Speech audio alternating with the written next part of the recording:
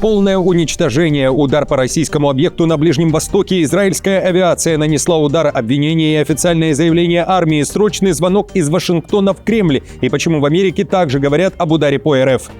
Напряжение между Вашингтоном и Иерусалимом. США и Израиль обвинили в применении химического оружия. Между союзниками повысился градус, что не устраивает американцев.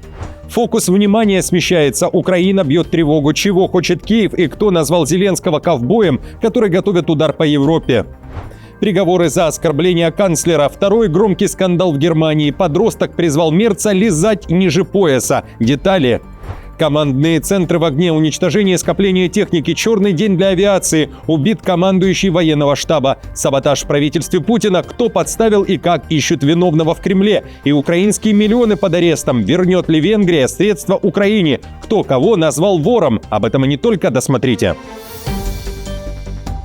Друзья, всем привет, это «Время Прядко», коротко, четко и по делу о том, о чем говорят в мире. Спасибо за поддержку, я начинаю. Переброска американской авиации в Северную Европу началась. Десятки самолетов направляются в Норвегию. Уже сегодня там стартуют крупнейшие учения НАТО «Холодный ответ-2026». В маневрах участвуют более 25 тысяч военных из 12 стран-членов Альянса. Цель учений отмечается в пресс-релизе: нарастить боевую мощь США и союзников, сдерживать угрозы, оттачивать передовые боевые навыки в Арктике и гарантировать стратегическое превосходство в критическом регионе, готовность отражать любые угрозы родине из-за рубежа. Основная угроза в регионе для Норвегии, а также Финляндии и в целом для стран Скандинавии – Россия, говорят военные альянса. А в другой стране НАТО скандал, в том числе связанный с воинской повинностью. В Германии обсуждают открытие уголовного дела против школьника за оскорбление Мерца. В Берлине один из участников школьного протеста против призыва в армию, 18-летний парень, принес плакат, на котором было написано, далее цитата: «Мерц, лежи яйца». Плакат полиция быстро изъяла, против подростка начато расследование по статье о клевете и распространении порочащих утверждений о политическом деятеле, за что в Германии грозит тюрьма, сообщает Deutsche Welle. Однако фото плаката успело засветиться в интернете и уже обсуждается пару дней. Снимок опубликовало издание Junge Welt, которое считается левоэкстремистским в Германии. СМИ отмечают, подобные расследования в последнее время проходят и в других городах ФРГ. Напомню, недавно в Хайльбронне чуть не завели дело на пенсионера, который, комментируя пост в Фейсбуке, назвал Мерца Пиноккио. Украинские миллионы застряли в Венгрии. Будапешт не собирается возвращать изъятые у инкассаторов Ощадбанка деньги. В венгерском МИД заявляют, что наличность, которая транспортировалась через их страну, может быть связана с украинской военной мафией. Это цитата. Комментируя публикацию министра иностранных дел Украины Сибиги, который потребовал вернуть валюту и золотые слитки, глава МИД Венгрии Сиярто написал, что вместо возмущений Киев должен объяснить, почему по Венгрии перевозили миллионы долларов и евро и вообще куда эти деньги планировалось потратить. Украинцы уже 3 дня не могут ответить на эти простые вопросы, поэтому подозрения только усиливаются, подчеркнул венгерский министр. Цитирую. Однако возмущаться не нужно. Нужно, наконец, ответить на простые вопросы. Почему украинцы перемещали по Венгрии 900 миллионов долларов и 420 миллионов евро наличными? Для чего эти деньги использовались и в чьих интересах? Сколько из них было потрачено в Венгрии и в чьих интересах это было сделано? На воре и шапка горит. Так коротко ответили на обвинение Будапешта в Киеве и объяснили значение поговорки, мол, нечистая совесть сама себя выдает. Требование Украины остается неизменным. Все деньги и золото должны быть возвращены. Мы ждем возвращения украденных средств и готовим конкретные юридические действия. И мы также будем требовать справедливости и привлечения к ответственности. Фица назвал Зеленского ковбоем и обвинил в подготовке удара по дружбе. Украина по приказу Зеленского может уничтожить нефтепровод, чтобы окончательно перекрыть поставки российской нефти в ЕС, заявил премьер Словакии. По его словам, безжалостное грубое нарушение международного права крупными и сильными государствами побуждает других к ковбойскому стилю поведения. Это был намек на Зеленского, после чего Фице добавил, что действия Киева и угрозы в адрес премьера Венгрии Орбана переходят все красные линии. Он также обвинил Еврокомиссию в том, что она ставит интересы Украины выше интересов стран ЕС. Фице утверждает, что спутниковые снимки показывают, с трубопроводом ничего не случилось, и советует Брюсселю не тянуть время и скорее проверить поврежденный нефтепровод. В противном случае, считает премьер-министр, Зеленский якобы опередит ЕС и окончательно выведет из строя дружбу. Политик также дал понять, что готов заблокировать кредит ЕС Украине на 90 миллиардов евро, если партия его коллеги Орбана проиграет выборы в Венгрии. Если мы будем тянуть время, я вовсе не сомневаюсь, что украинский президент способен этот нефтепровод уничтожить, ведь и уничтожение подводного газопровода «Северный поток» украинскими специальными подразделениями не могло произойти без его ведома. Напомню, Украина заявляет, что нефтепровод поврежден в результате российских атак, и никто его работу не блокирует. Фокус внимания смещается. Зеленский бьет тревогу. Из-за войны на Ближнем Востоке внимание мира может переключиться, что грозит Украине сокращением военной поддержки и поставок систем ПВО. При этом конфликт в регионе, по его словам, может напрямую влиять и на безопасность Европы. Несмотря на это, Украина готова делиться опытом борьбы с иранскими дронами. Зеленский вновь подтвердил, что США и страны Ближнего Востока уже обращались к Киеву за такой экспертной помощью. В Киеве уверяют, что представители ВСУ могут отправиться на Ближний Восток уже на следующей неделе. Вы знаете о дефиците определенных средств у нас, и мы понимаем дефицит определенных средств у стран Персидского залива. То есть мы говорим и об этом направлении. Пока рано говорить о других деталях. Думаю, на следующей неделе, когда эксперты будут на месте, они все изучат и помогут, потому что едут сразу с возможностью оказывать помощь. Спецназ на иранской земле для захвата урана. США и Израиль рассматривают спецоперацию на территории Исламской Республики. Тот самый сапог на земле. Речь идет о большой цели – 450 килограммов урана, который может быть обогащен до оружейного уровня всего за несколько недель. По данным источников Axios, обсуждаются два варианта – вывести уран из страны или уничтожить его прямо на месте. Трамп не исключил ввод войск и заявил, что Иран будет настолько разгромлен, что не сможет воевать на земле. Далее цитата. Любая операция по захвату материала, скорее всего, потребует присутствия американских или израильских войск на иранской территории с преодолением сильно укрепленных подземных объектов во время войны. Остается неясным, будет ли это американская, израильская или совместная миссия. Она, вероятно, состоится только после того, как обе страны будут уверены, что иранская армия больше не способна оказывать серьезное сопротивление задействованным силам. Уже не первый день в прессе фигурирует и другой объект, который вызывает масштабный интерес у США. Чиновники администрации Трампа сообщили Axios, что также обсуждалась возможность захвата острова Харк. О последствиях для мировых рынков пишет уже Financial Times. Если США или Израиль нанесут удар по острову Харк, важнейшему нефтяному хабу Ирана, это окажет разрушительное воздействие на способность Тегерана продолжать экспорт нефти. Axios сообщала, что США рассматривают возможность захвата этого острова на западном побережье Ирана, шаг, который стал бы значительной эскалацией конфликта. При этом нефтяной рынок на грани нового шока. Цена нефти может взлететь выше $100 за баррель впервые за 4 года. Крупнейшие страны Персидского залива срочно сокращают добычу, и многие танкеры все же не рискуют проходить через Ормузский пролив. Иран же вновь заявляет, сдаваться никто не собирается. Глава МИД Ирана Аракчи заявил, что Тегеран никогда не согласится на безоговорочную капитуляцию. При этом Аракчи осторожно ответил на вопрос, помогает ли Россия Тегерану. В МИД Ирана подтвердили, что Россия остается стратегическим партнером и продолжает военное сотрудничество. Но не ответил министр конкретно, передает ли Москва информацию об американских объектах.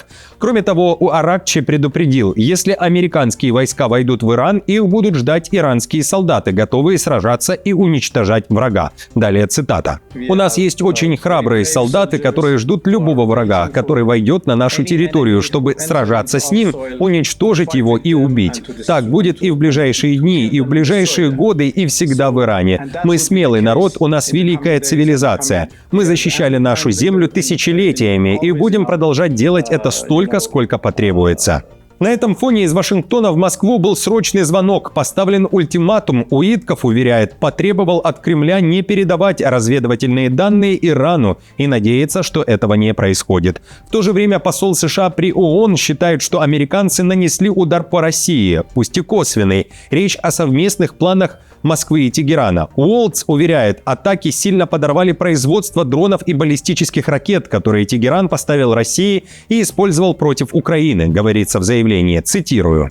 «Я не хочу вдаваться в разведывательные вопросы, но скажу вот что. Россия только что потеряла своего основного поставщика этих беспилотников «Камикадзе», которые она посылала в Украину каждой ночью. Она только что потеряла своего главного поставщика баллистических ракет. Президент Трамп предпринял крайне решительные действия и, наконец, ввел санкции против ключевых энергетических поставщиков, а это основной источник доходов, поступающих в Россию». Тем временем Тегеран обвинил Вашингтон и Иерусалим в использовании химического оружия. Речь идет об ударах по нефтяным объектам Ирана, в результате которых города погрузились во тьму из-за дыма. Прошли кислотные дожди. В стране заявляют о техногенной катастрофе. Нефть попала в канализацию и даже под землей вспыхнул огонь. Нанося удары по топливным складам, агрессоры выбрасывают в атмосферу опасные материалы и токсичные вещества, отравляя мирное население, разрушая окружающую среду и подвергая опасности жизни людей в огромных масштабах. Последствия этой экологической и гуманитарной катастрофы не ограничатся пределами Ирана. Эти удары являются военными преступлениями, преступлениями против человечности и геноцидом одновременно. Израильские медиа пишут о напряжении между Израилем и США на фоне ударов по нефтяным объектам в Иране. В Вашингтоне считают, что удары такого масштаба не были хорошей идеей. При этом Израиль заявляет о новых потерях Ирана. Атакован штаб ВВС Корпуса стражей Исламской революции. Этот объект служил главным центром командования и управления, откуда координировалась деятельность военно-воздушных сил, говорится в заявлении Цахал. Убит и командующий войсками в ходе этой операции. Минобороны Израиля также заявляют, что 8 марта был убит главнокомандующий военного штаба верховного лидера Ирана. Речь о военном Бабаяне, который занял этот пост лишь несколько дней назад после потери предыдущих командующих. Все объекты поражены в Тегеране. Кроме того, Бабаян был назначен начальником штаба чрезвычайного командования после того, как его предшественник Али Шадмани был ликвидирован во время операции «Рычащий лев». В рамках своей должности он поддерживал тесные связи с высшим военным и политическим руководством Ирана. В Иране же объявили имя нового верховного лидера страны. Преемником погибшего Али Хаменеи стал его сын Маджтаба. Сначала имя держалось в тайне, однако в ночь на 9 марта Тегеран объявил об избрании официально. Корпус стражей Исламской революции и вооруженные силы Ирана уже присягнули Маджтабе и заявили о своей полной лояльности. Уже после Иран начал массированную ночную атаку по Израилю и странам Персидского залива. Иранские СМИ пишут, что это фактически праздничный удар в честь избрания нового верховного лидера. Тегеран заявил, что использовал гиперзвуковые и сверхтяжелые ракеты. А Трамп уже заявил, что новый верховный лидер Ирана должен получить его одобрение. Он также допустил, что может одобрить кандидата, связанного с прежним правительством, если тот окажется подходящим лидером, пишет ABC News. «Ему придется получить наше одобрение», — сказал президент в интервью ABC News. «Если он не получит нашего одобрения, он не продержится долго. Мы хотим убедиться, что нам не придется возвращаться к этому каждые 10 лет, когда у вас нет президента вроде меня, который готов действовать». Цахал обрушил массированные удары по Ливану, более 100 авиаатак за сутки. Израильская авиация атаковала десятки объектов Хезболлы, включая склады оружия и военные базы, сообщает армия. В Бейруте удар пришелся по командному центру и тренировочной базе элитного подразделения «Радван». Отдельная волна ударов прошла по району Набатии на юге Ливана. Там Цахал атаковал скопления техники и военных, командные центры, ракетные установки и другие объекты Хезболлы в рамках операции «Северные стрелы». Перед нанесением ударов были приняты меры по снижению риска для мирного населения, включая предварительные предупреждения, использование высокоточных боеприпасов и воздушную разведку. При этом в Ливане заявили, под атакой и ударом оказался российский объект. ВВС Израиля стерли с лица земли Дом русской культуры. Здание, в котором он располагался, больше не существует. По словам директора центра Асаада Дия, учреждение занимало первый этаж пятиэтажного дома и было главным местом встреч выпускников российских вузов и русскоязычной общины региона. Он служил социально-культурным центром, в котором собирались выпускники российских вузов и соотечественники со всего южного региона. Работали курсы русского языка, дети занимались музыкой, танцами, рисованием, отметил Дия.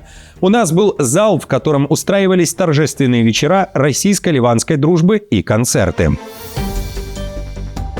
Саботаж в правительстве Путина и предательство. Кремль ищет ответственного. В мировой прессе уже обсуждают скандал, возникший из-за действий представителей Кремля. Западная пресса называет это бунтом и подставой. Кремль, который обычно тщательно контролирует образ Владимира Путина, опубликовал видео к 8 марта, где Путин кашляет и просит сделать перезапись. Необрезанный фрагмент быстро удалили и заменили новой версией, но ролик уже разлетелся по соцсетям и вызвал бурные обсуждения.